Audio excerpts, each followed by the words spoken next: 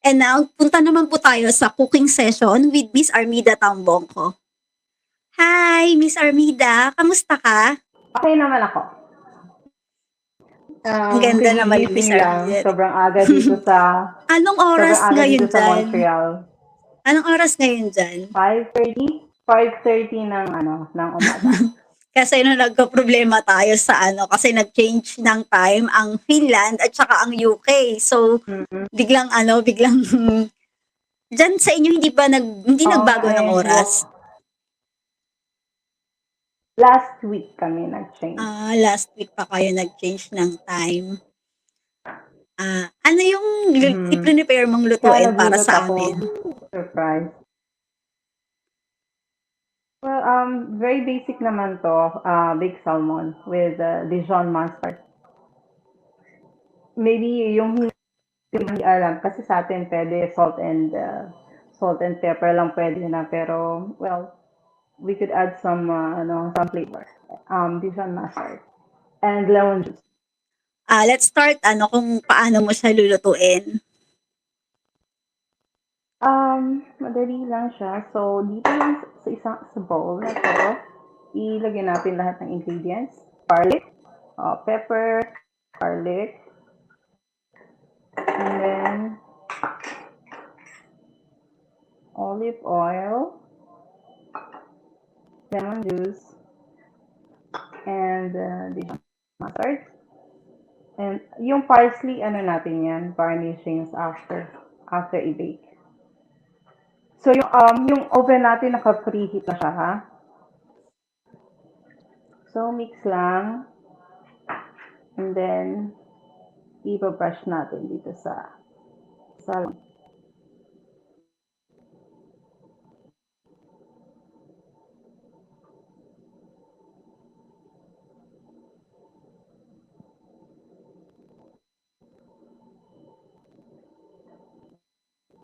Yung salt and pepper natin, laging to taste yan. Kasi merong mga tao na ayaw masyado ng maalat. Yung iba, mahilig sa maalat. So, depende. Kaya po to taste po yan. Yan sa sides.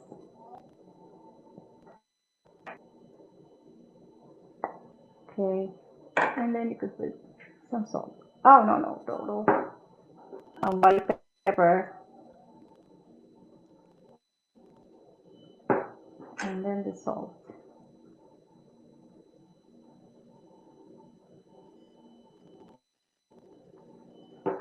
And then ilalagay natin sa isang tray na may parchment paper.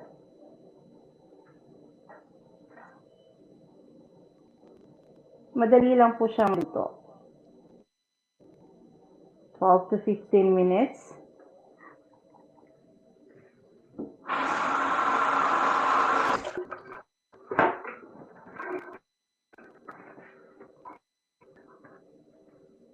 Okay, and then ilalagay natin siya sa preheated na oven, 450 degrees, 450 degrees, and then we put 12 minutes. There you go. Napakadaling lutuin. So, ang garnishings natin ay parsley lang, the toppings natin after. And we put some lemon too, if you want, on top of the salmon. Depende kung gusto niyo ng more taste. But then for me, it's okay kasi may lemon juice na siya. So, hindi nating maluto. Can you repeat again kung ano yung mga ingredients na inilagay mo para makita rin ng mga audience kung gusto rin nilang mag-try, magluto? Can you tell us? Okay, so ilang kilo ng salmon? Pwedeng 3, pwedeng 4, depende sa size niya. Parsley, as needed. Depende kung gusto mo ng marami. 3 cloves ng garlic, chop siya or minced. And then, dalawang tablespoon ng lemon juice, dalawang tablespoon ng olive oil, Dijon mustard, and then, yeah, salt and pepper. Okay. Hintayin natin maluto yan, no? At habang siyempre Yes. nagluluto, gusto ko lang din tanungin, bakit culinary arts yung naisipan mo na kunin course dyan with six children? Talagang nai-push through mo siya, ang galing naman. Well, unang-una, mahilig ako magluto. Second, sa dami ng mga bata, kailangan ma-share natin sa kanila kung ano yung kailangan nila sa table, diba? Healthy and malalaki yung mga anak ko, so medyo sila, malalakas kumain. Kailangan ko talaga magluto. And third is, ito yung in demand. I'm do online selling, small caterings. Nakaka-start ko lang actually. But I have to wait for my certificate sa Quebec. So now I'm certified MAPAC. So siya yung nagbabantay ng restaurants and food services. So nag-aaral pa ako. Malapit na matapos. Ano to? Paborito ng father ko to, carpenters.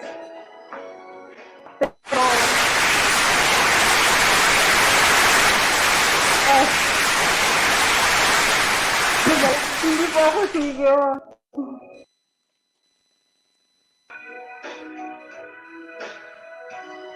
I have always been a dreamer. Wow! Visions of my own. I was born to belong to the lines of the song and make them my home. I believe in happy endings, though I've only known a few. Kailangan bantayan natin yung di ba? Baka where I stay on, like a bright falling star, I found one in you. Sorry. Sometimes all the world can seem so friendless, and the road I had so endless, and the Wow! dream so far away. Sorry po.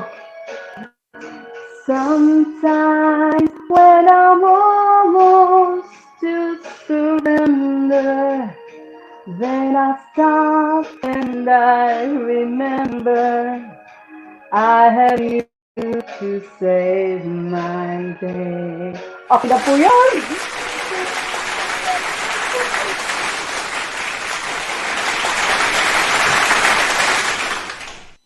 Yay! Salamat sa pagpapa-unlock na. Actually, kumakanta ako. Kaya lang na-mute ako ng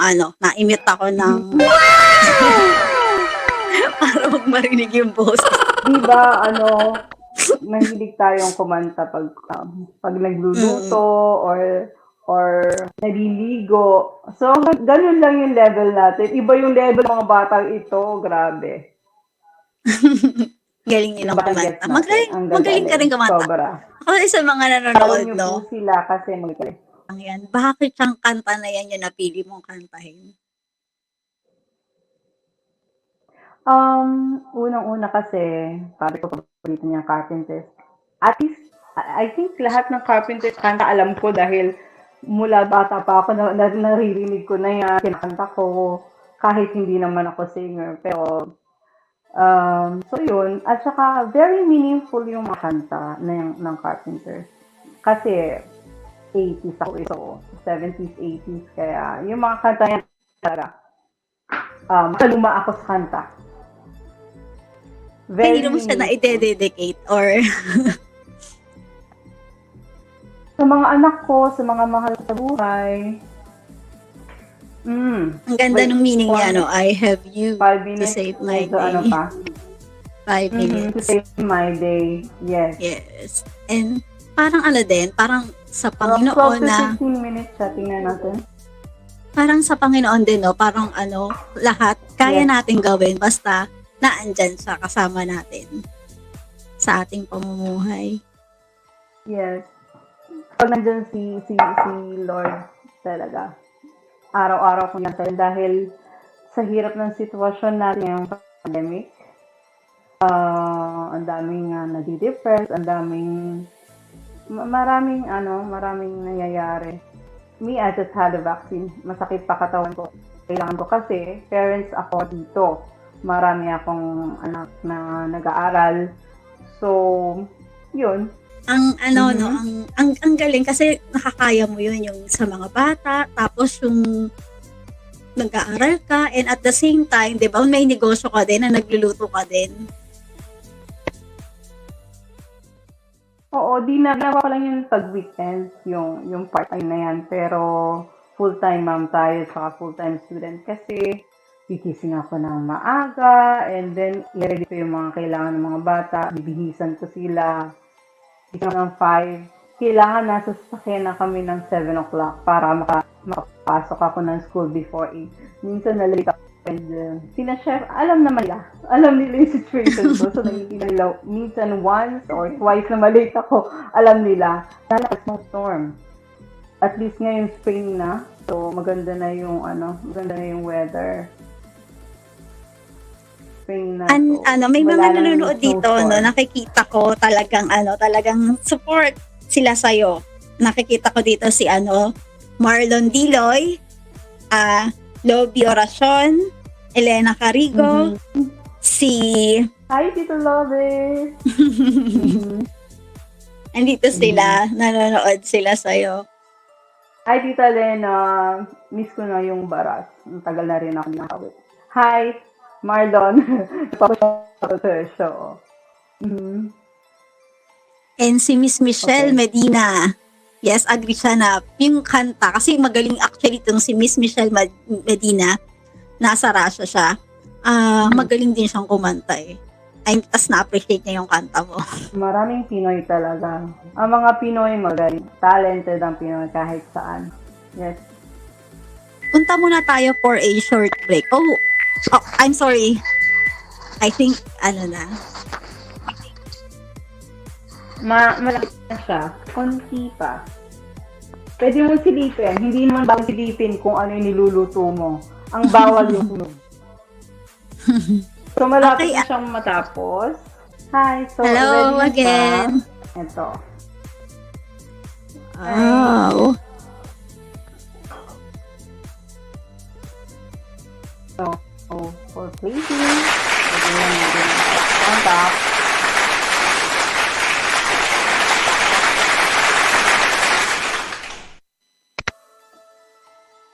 Bigla tuloy akong there you go. nagutom. Ready na kainin yung salmon.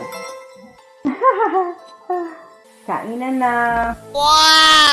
Can you tell us your social media accounts na pwedeng i-follow ng mga nanonood ngayon sa'yo para kasi di ba may YouTube account ka? Sa Facebook, Mida ni, andyan na po sa screen, makikita nyo. And sa YouTube, Mida Tambongco. I just started. So, kasi busy po ako. So, kakasay ko lang po. So, yun lang. Okay, follow na lang po. Thank you so much. And good luck ulit sa RSTV and the team. Thank you so much for having me. Maraming salamat, Mr. Mida, sa pagkasama. So, sana sa uulitin, no? Oo naman. Anytime. And thank you so much